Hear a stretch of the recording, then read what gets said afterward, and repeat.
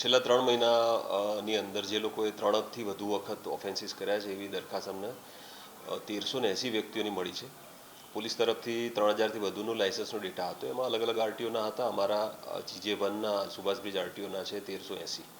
એ તમામને નોટિસો આપી દીધી છે લાઇસન્સ સસ્પેન્શન કરવાની, અને આગામી સમયમાં એ પ્રક્રિયા પૂર્ણ કરી અને લાઇસન્સ સસ્પેન્ડ કરવાનું. એમાં શું પ્રોસેસ હોય છે, કેટલા ટાઈમ માટે સસ્પેન્ડ હોય છે? હા, એમાં જે વ્યક્તિઓએ 3થી વધારે ઓફેન્સીસ કરે છે, હેલ્મેટ વગરના કેસો છે મોટાભાગના, એની અંદર નોટિસ આપીએ છીએ અને એડ્રેસ ઉપર નોટિસ જાય છે. 7 દિવસનો સમય આપીએ છીએ. 7 દિવસની અંદર એ જવાબ અથવા તો એનો ખુલાસો રજૂ ન કરે એવા સંજોગોમાં ધ્યાને લઈ અને 3 મહિના સુધી લાઇસન્સ સસ્પેન્ડ કરવાની જોગવાઈ છે.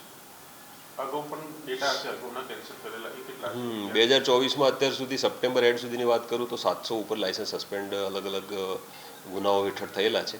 આ 1380 એની અંદર વધારે એડ થયેલા છે. એટલે બાય એન્ડ ઓફ નવેમ્બર અને ડિસેમ્બર ફર્સ્ટ વીક સુધીમાં એ 1380 વિરુદ્ધ કાર્યવાહી થશે. હા, પ્રોહિબિશનને લગતા કેસો અમારી પાસે જ્યારે પ્રોહિબિશનનો ડ્રંક એન્ડ ડ્રાઈવનો ગુનો દાખલ થાય છે પોલીસ સ્ટેશનમાં, ત્યારે એ કાર્યવાહી અલગથી થાય છે.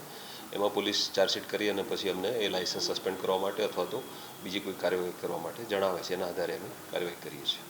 આવા કેસીસ પણ હશે ખરા અંદર? ના, આ જે 3 ઓફેન્સીસવાળા છે હેલ્મેટના કેસો છે મોટાભાગના. એમાં ડ્રંક એન્ડ ડ્રાઈવના કેસો અત્યાર સુધી બહુ ઓછા મળેલા છે.